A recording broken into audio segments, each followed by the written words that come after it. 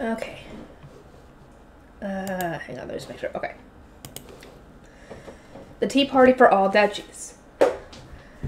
The seats have been arranged, right, Lady Rosemine. Please memorize all the names and duchies, Lady said, holding at a table of all the Archduke candidates due to attend our tea party, as well as any archnobles attending in an Archduke candidate's place. The table contained each person's name, the duchy they were from, a description of what they looked like, and any personal preferences that were likely to come up in conversations. Here's a list of each duchy's quirks and specialty good products. I hope you'll find it of some use, Felina said, adding another document to the pile. She had apparently organized all this information with Hartmut after gathering it at tea parties. Ooh, I had to memorize all this. The motivation was low, but I wasn't about to stomp on the goodwill of my retainers. I had no choice but to put my all into remembering everything they had prepared for me. This must be hard for you, since you were sent back to Ehrenfest before you had a chance to socialize, Feline said. I must count my blessings and appreciate that Wilfried will be helping when the time comes. Had I been here alone here, I would truly not have known what to do. Wilfried and I were jointly hosting the tea party together, since all the other duchies were going to be involved. One could guess that his participation had made it easier for male Archduke candidates to attend, since there were several boys due to arrive. Of course, these lists naturally lack photographs, so I had no idea what most people were going to look like. I just glared at the names and did my best to memorize the traits associated with them. At first I had thought that all this information would help at least a little, but I already felt as though I was suffocating. Let's see. Klassenberg is sending Lady Eglantine, of course. And Dunkelfelger is sending... Oh? Not Lord Lestalot, but one Lady Hannelore of first year? Crap, she's in my grave, but I don't remember her at all. I wonder what kind of girl she is, but moving on. I thought Drawanchel would send Lord Ortwin Ortwin the first year, but they're apparently sending his 5th-year older sister. Interesting. Perhaps because I finished my classes so quickly, I had barely remembered my fellow first-year Archduke candidates at all, and the few I did kind of remember had siblings who would be attending instead. The fact that Dunkelfelger was sending Hannelore rather than her older brother was possibly due to Lestalot holding a grudge against me. Well, I hope I can at least forge a good friendship with Lady Hannelore. Oh, but she's also a Dunkelfelger Archduke candidate. Is she going to be all aggressive and Ditter-obsessed too? Lady Rosemine, Lord Wilfried, we have received a response from Ehrenfest just as announced. They have said that they will not be able to provide much more material support for the Interduchy tournament. This is all they can give at the moment. When requested supplies for the Interduchy tournament, what they could actually provide seemed to be very limited. That can't be. What did they expect us to do then? Wilfried shouted, his eyebrows raised in anger. From my perspective, however, it felt as though that those in Ehrenfest had done all they could to help in whatever way they could. The Interduchy tournament was an annual event, which meant a portion of our duchy's budget was put aside for it each year. There was no way they could just conjure up more resources. They had no doubt done all they could with the Archduke Conference and the business it would entail on the horizon. They provided more assistance than we had anticipated. No, I asked. We asked expecting nothing at all. Rosemine, this isn't enough at all. There's nothing we can do about that. Sugar is simply too expensive. Considering how unreasonable a request it is to expand the budget at such short notice, they must have worked very hard to accomplish even this. We have no choice but to handle the rest as best we can. The trade on sugar had to continue to develop over the 2 years I was asleep, but it was still expensive and more on the sparse side than not. It was to be expected that Ehrenfest couldn't send us its entire supply for the Interduchy tournament. We won't be able to satisfy our visitors like this, Wilfried protested. It's not like we can make something from nothing. Wilfried, do you know how many members of royalty will be visiting, I asked. I'm pretty sure Ignis looked that up for us. Wilfried replied, at which point his scholar began fishing up through documents. If we have enough pound cake to treat royalty and the archducal couples, then I would argue that it's satisfactory. We do have enough for them, correct? Yeah, but what will we do about the other nobles? First come, first serve. We prioritize visitors in order of arrival and stop serving it when we run out. Huh? Wilfried widened his dark green eyes like a cat that had just been smacked on the nose. First come, first serve. Is that even allowed?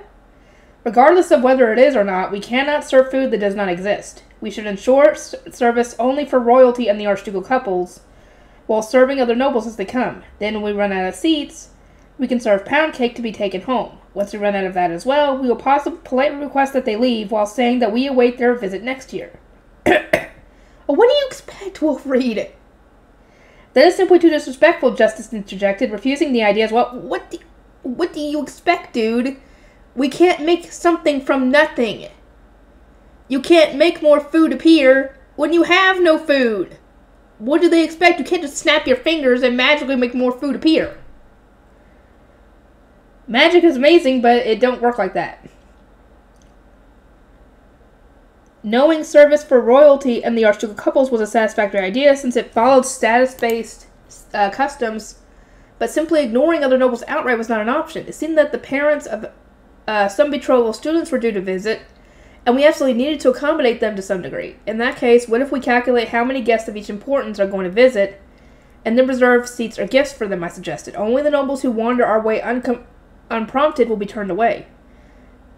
That is at least somewhat better, Justice conceded. His approval was enough for us to go ahead with the idea. We were lacking numbers either way.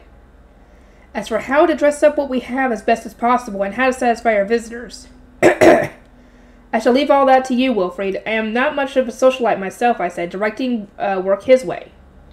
Wilfrid grimaced and gave me an unhappy look, but what did he expect? All of my suggestions would simply be rejected, so it was much easier and quicker to have someone with more noble-like ideas handle things. As we can only host so many people, the only solution that comes to my mind is rejecting visitors, I continued. Of course, I have a few small ideas such as slicing our pound cakes into singular bites and distributing prioritized seating for next year, but nothing more. I'll see if I can think of anything.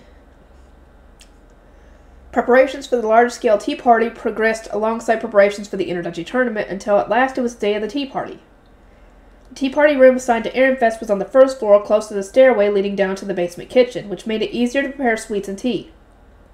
A door for visitors was connected to the central building of the Royal Academy, meaning anyone could enter, but the door connected to the dormitory was much like the dormitory's first door, and that only students of the relevant duchy could enter.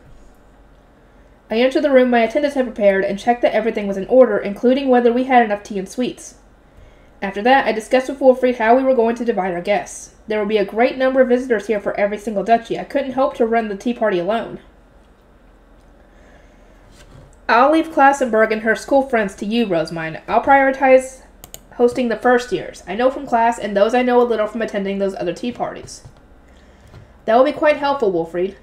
Third bell rang while I was double-checking the list the apprentice scholars had made. The students would now be leaving their dormitories, so everyone started taking their positions. We needed to brace ourselves for the incoming storm. Before the bell had even stopped, the smaller bell used to mark the arrival of a visitor rang from the other side of the door. One guest had arrived already, and the apprentice attendant who was standing by to open the door turned to look at me with surprise. Uh-oh. Lady Detlinde of Ehrenbach has arrived, came a voice from outside. All those who hadn't yet gotten into position did so at once as the door began to open. We had mostly completed our preparations, but the sudden arrival meant we were feeling a little anxious regardless. Detlinde looked around the tea party room before lowering her eyes shyly and pressing a hand against her slightly reddening cheeks. Oh my, I seem to have arrived early. I suppose I was just that excited to visit. How embarrassing. Should I leave and come back, she asked. Her expression made it exceedingly hard to tell whether she had genuinely been excited or whether she was just mocking us for not having been completely ready by the scheduled time. That is quite all right, Lady Detlinde, I said. I am glad you were looking forward to this tea party so much that you arrived before the bell rang. Please come in. Oh, but of course, I simply could not wait to see Wilfrid, she replied. Okay, it was definitely her just being spiteful. I made my conclusion in an instant. Her dark green eyes held no mirth nor light above the smile she was giving me. In a way, she was very easy to understand. I decided to leave handling her to Wilfrid. Wilfrid, it seems that Lady Detlinde wishes to see you, I said, prompting him to step forward. It is good to see you, she said to him, having already forgotten about me entirely. I believe the last time we saw each other was at our tea party between cousins, or perhaps that one hosted by Dunkelfelger. I am glad to see you as well, Lady Detlinde. Oh my, formal today, aren't we? I believe I asked you to be more casual. But I suppose there is going to be a crowd. While Wilfrid was busy greeting Detlinde, I ordered my attendants to begin preparing tea and sweets for her. Wilfrid then escorted her to and offered her a seat, demonstratively sipping the tea and taking bites from the sweets once her attendants had already prepared the appropriate dishes and cutlery. This is the pound cake that is popular within Ehrenfest. We have prepared those three kinds today, he explained. There was honey, apple sage, and rum-toffed pound cake, as well as several traditional sweets that had been served during previous years. They were invented by Rosemine. Oh my, so they are sweets served in the temple then? That explains the rustic appearance, but the flavor is certainly excellent. I'm glad you like them. Wolfried, you're giving a proud smile here, but she literally just said they're poor-looking sweets she would have expected someone raised in the temple like me to come up with. She's insulting them. Pay attention. He might know that, but he's just not saying anything. Wolfried had described the tea party among cousins as very peaceful, but now I was starting to think that Linde had voiced all sorts of coded messages and insults that had gone straight over his head. In reality, it had probably been a disaster. Now even I was starting to worry about him. I mean, all you gotta do is ask his cousin from Fullmetal and ask him what was said during it. That's all you gotta do. Because maybe he'll even tell you what was said. Because, I don't know. I mean, you'd have to ask Wolfried to kind of, collaborate the story and see what was said, and if that's all true, then you can figure out what was said there. Or what it meant, I mean, not how it was said, whatever. Soon after that Linde took her seat, visitors began to arrive one after another. Wolfried and I stood at the entrance to greet them while our attendants took them to their seats. Thank you ever so much for coming, Lord Rudiger. Thank you for inviting me, Lady Rosemine. I was thinking that I would like to have a leisurely discussion with you. Ehrenfest and Fullmetal are on good terms, and that extends to us relatives as well, Rudiger replied with a smile. He looked a lot like Wolfried, perhaps due to their parents being swapped around siblings, and this familiar face made me feel instinctively closer to him. I also appreciated that he had bent forward slightly to meet my eye level, since most people were content to look down at me from above.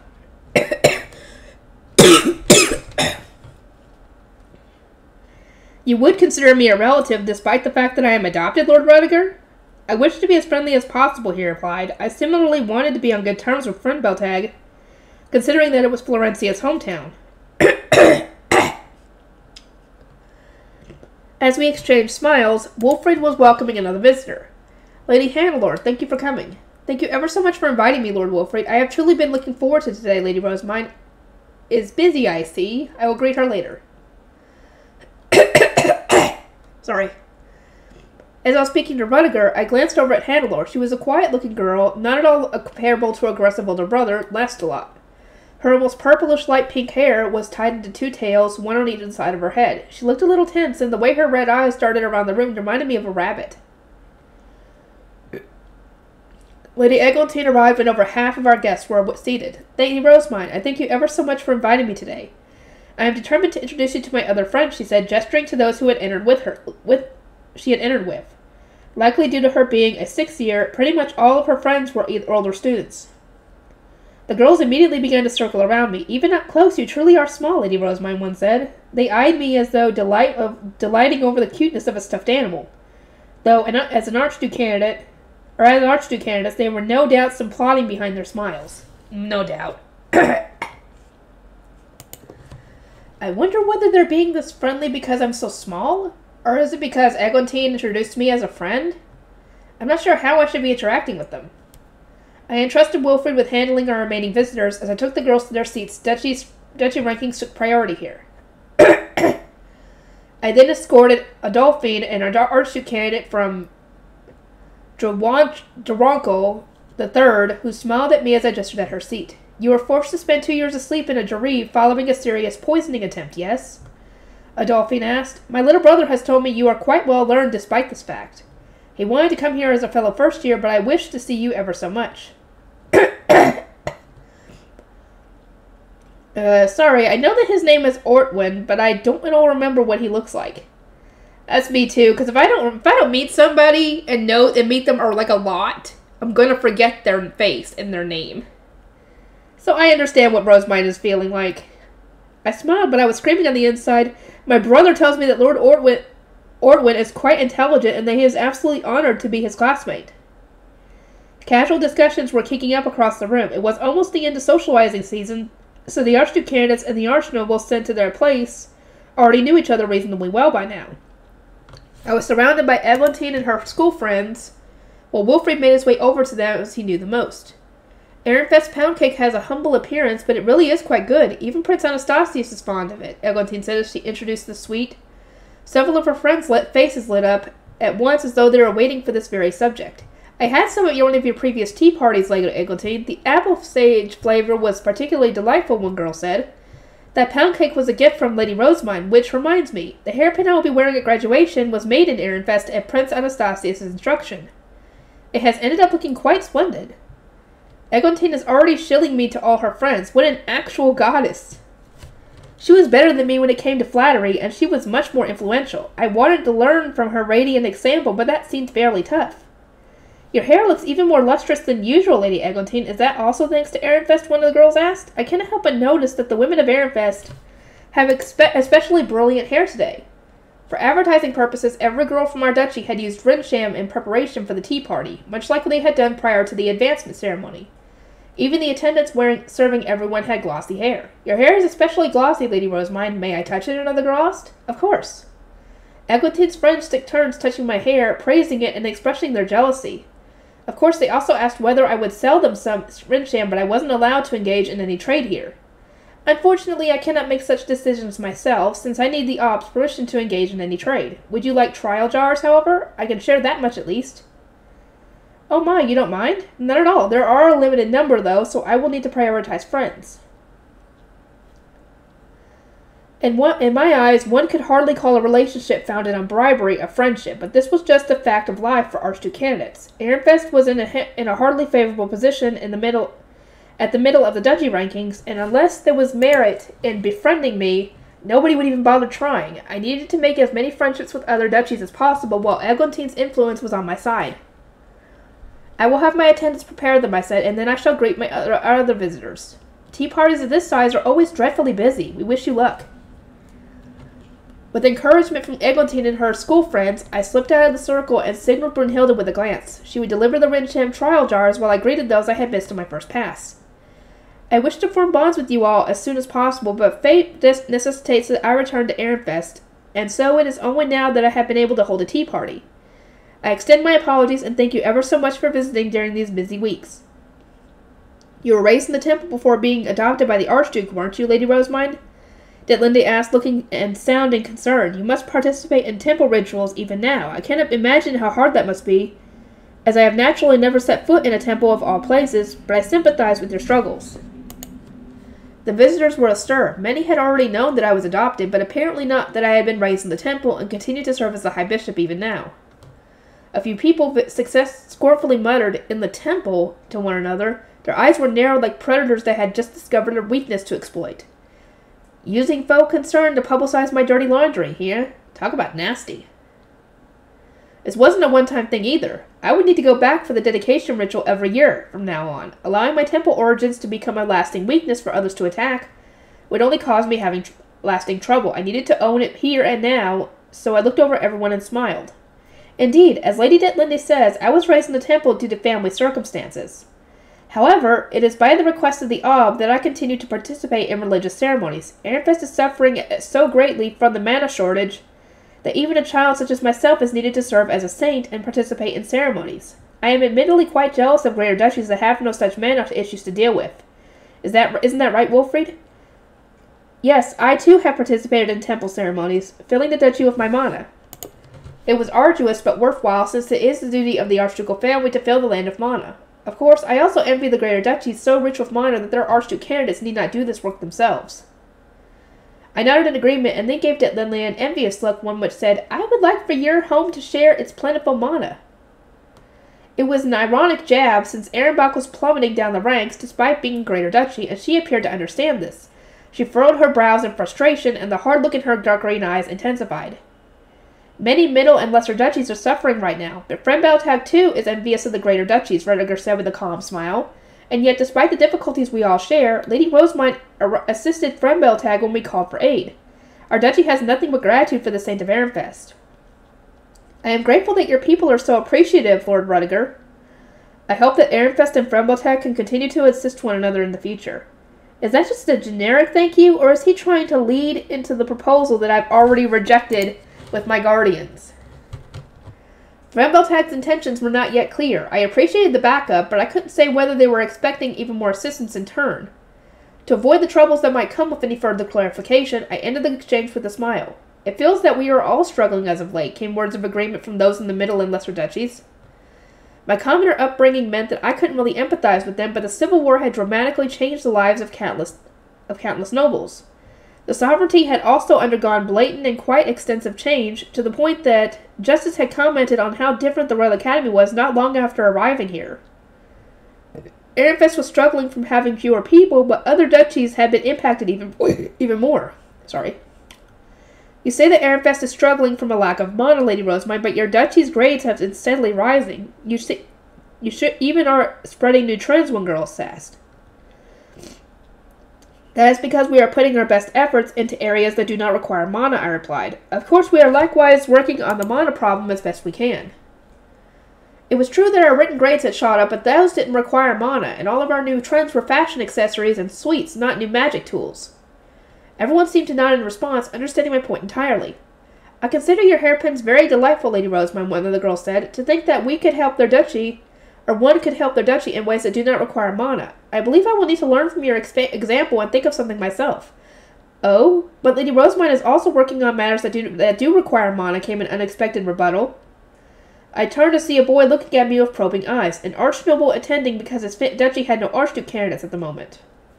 My first-year little sister made a high beast that one can climb into and drive like a carriage. It seems you thought up that design yourself, Lady Rosemine. How does one come up with such ideas? I have always been of poor health, and so I spent much time thinking of ways to travel while minimizing contact with the outside.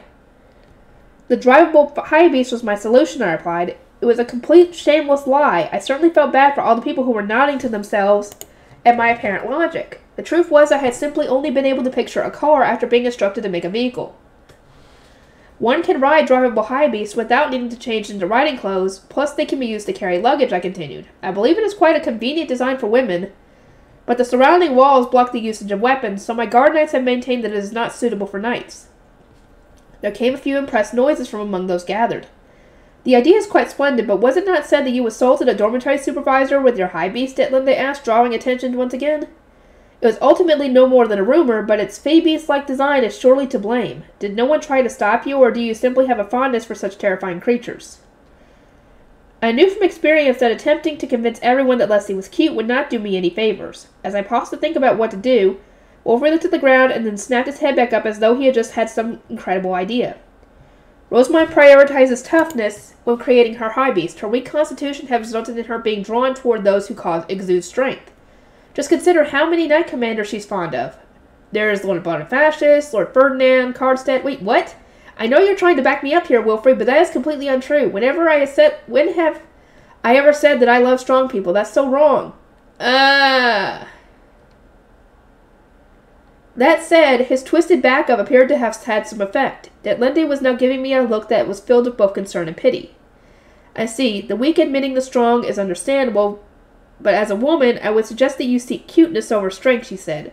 Some nodded in agreement, but others spoke up to support me. It sounds to me like Lady Rosemine will be on good terms with Dunkelfelger then. Don't you agree, Lady Hannelore? Oh, where has Lady Hannelore gone to?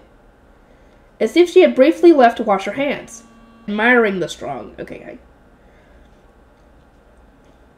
Another missed opportunity to greet Hannelore. My timing sure is bad today. It was then that Brunhilde whispered, "Everything is ready, Lady Rosemine."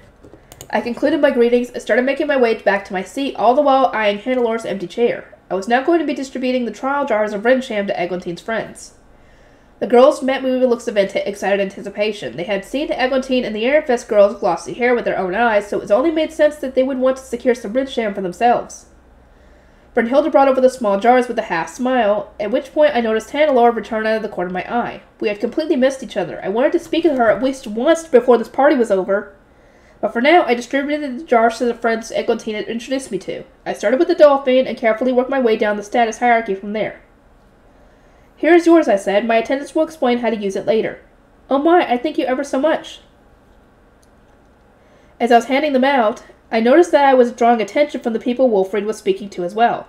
They didn't say anything to me, however, and so I continued distributing the jars to my new friends. Friends, quote-unquote. "They all smell lovely, don't they?" Eglantine asked. "I am quite fond of the scent myself." The other girls opened the corks for sealing the jars and tried the scent for themselves. They all immediately let out odd gasps of delight. They likely had their own preferences, but for this particular scent, I had given them all the same kind I had given Eglantine. Brunhilde, teach everyone's attendants how to use the Rensham for me. Understood, Lady Rosemine. As Brunhilde gathered the attendants of my new friends and taught them to use Rensham, those who hadn't been given any jars leaned toward me as if unable to resist the allure. "Lady Rosemine, what is in those jars?" one person asked. "It smells ever so delightful." "It is Rensham, a liquid which brings out the glossiness in one's hair. I'm afraid there's a limited amount, so I am distributing these jars only to my friends today. Oh my, are you not distributing them to Lord Wolfried's friends also? Detlinde asked. Her wide eyes turned to Wolfried, and soon enough many more eyes had gathered on him. Well, it was Rosemine who created Rensham in the first place, Wolfried responded with a smile, backing me up. And unlike girls, I'm not too interested in glossy hair. I generally leave all matters related to beauty products to her. Several of the boys gave wry smiles to indicate that they felt the same way. Much like Wolfried, they had most likely failed to understand why women were so passionately obsessed with Rensham. I see, Detlinde replied. And so that means you will be giving me Rensham as well, yes, Lady Rosemine? What? Where in the world is that brimming confidence coming from? Is she, trying to use her authority as a Greater Duchy Archduke candidate to order me to give her a jar? I cocked my head to one side in confusion, unsure how to respond.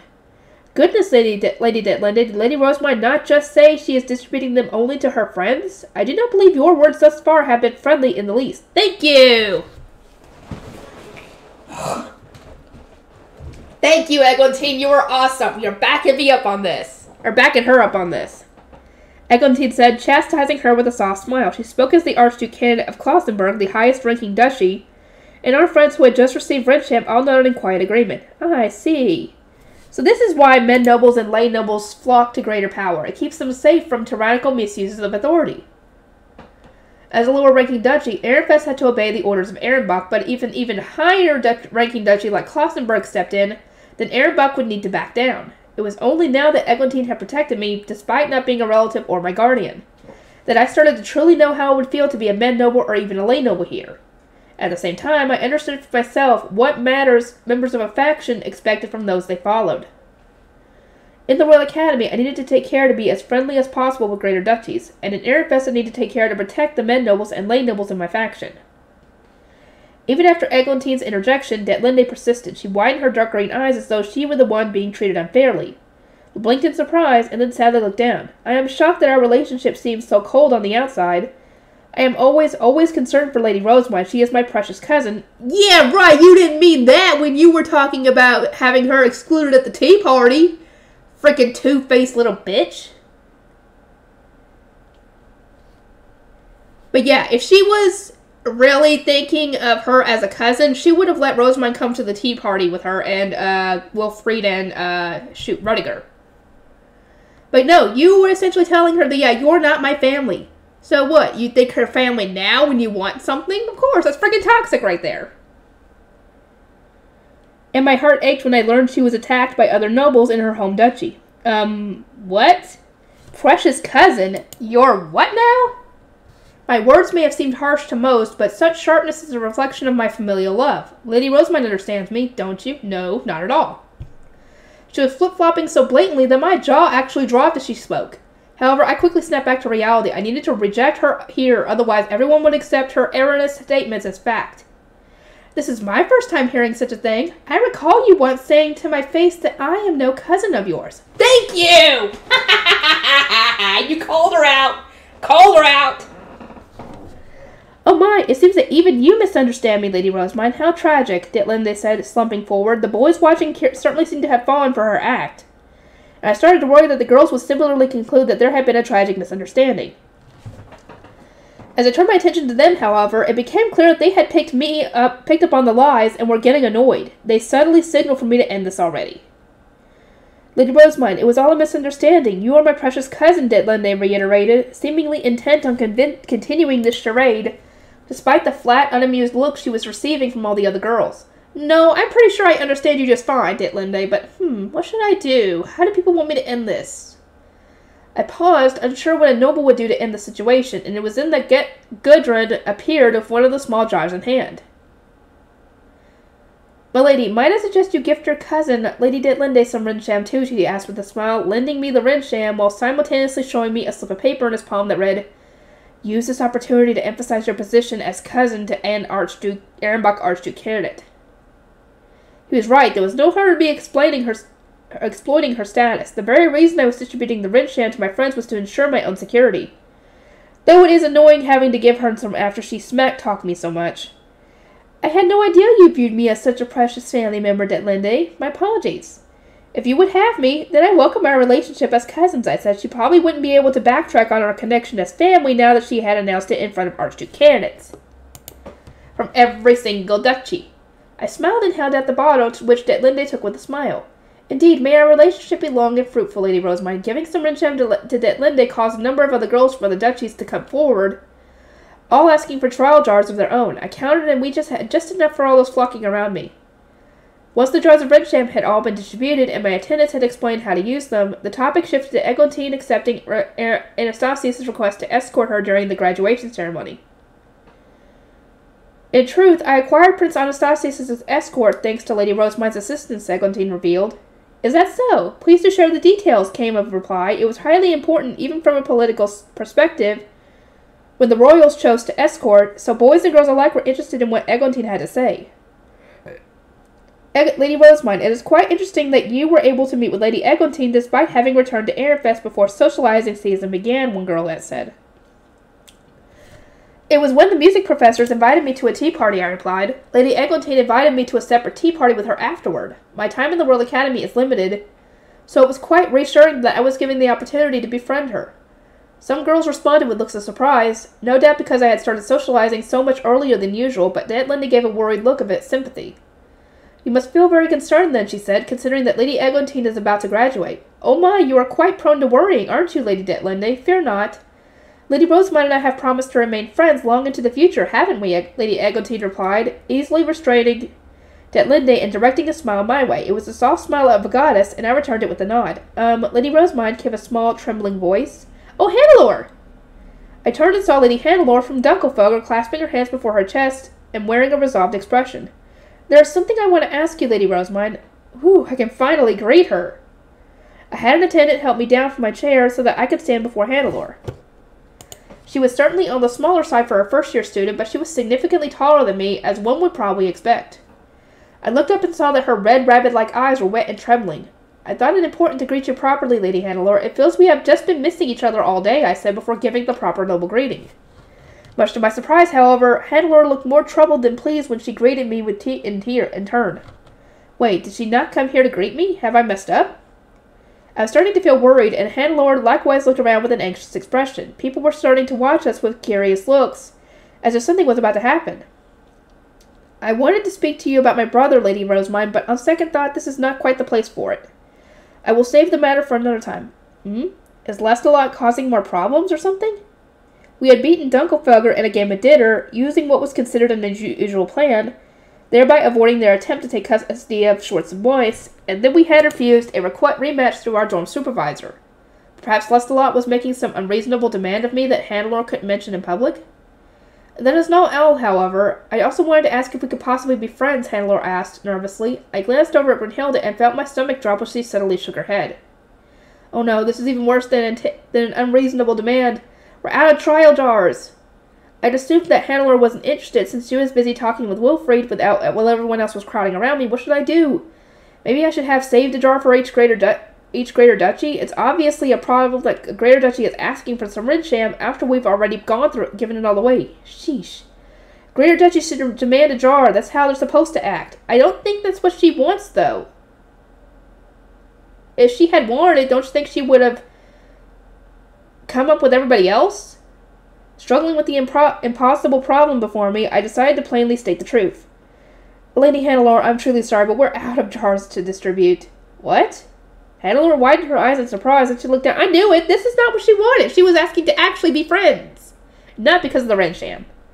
Then she looked down at the floor and slowly shook her head from side to side. I doubted anyone else could see her face, considering that she was hanging her head, but I was short enough to see her devastated expression up close. She looked as though she was about to burst into tears. No! I've never seen anyone more disappointed in my life! Just to save me! I turned on instinct and saw Gudrun quietly walking over to stand behind me. He placed a hand on my shoulder and gently encouraged me forward.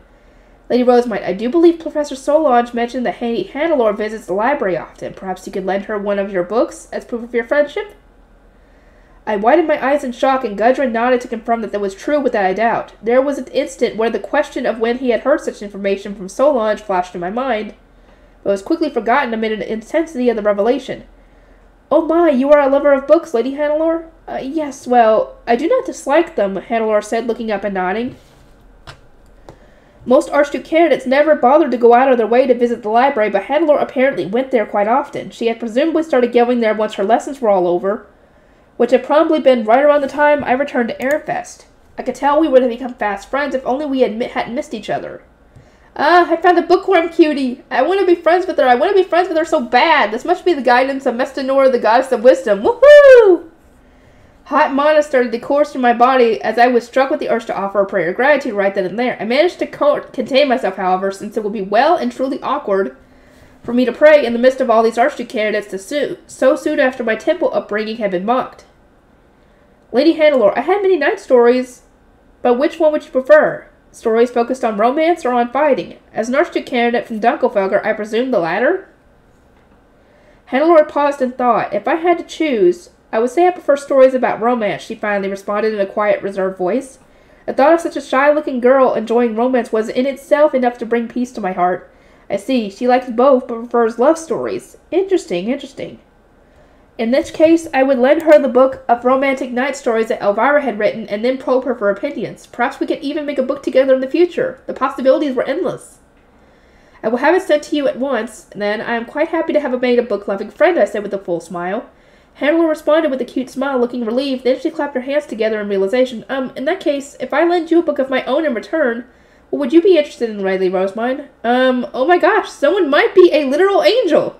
Or Hannelore might be a literal angel. A precious, precious angel who lends me books. She was sent to me by Mestinora. My truest friend. My arms began to rise in prayer as I entrusted my body to the fervor and joy burning within me. Its lack of restraint was short-lived, however. Gudrun intensified his grip on my shoulders, quite clearly signaling for me to contain myself. I forced down the mana in my body that was searching for an exit and looked up at Hannelore. I adore all books, but I would especially like to read stories about knights or romance that are rich with Dunkelfelger culture, I answered. I will get it to you as soon as possible. I am so glad we can be friends, Lady Rosemine. Hannelore smiled warmly, then clasped my half-raised hands in hers. Holy cow, what? She's so cute. She's a totally adorable bookworm. What should I do? I think I just found my best friend in the whole world. I broke into a goofy smile of my own, overwhelmed by Hannelore's cuteness. Oh my god, yay!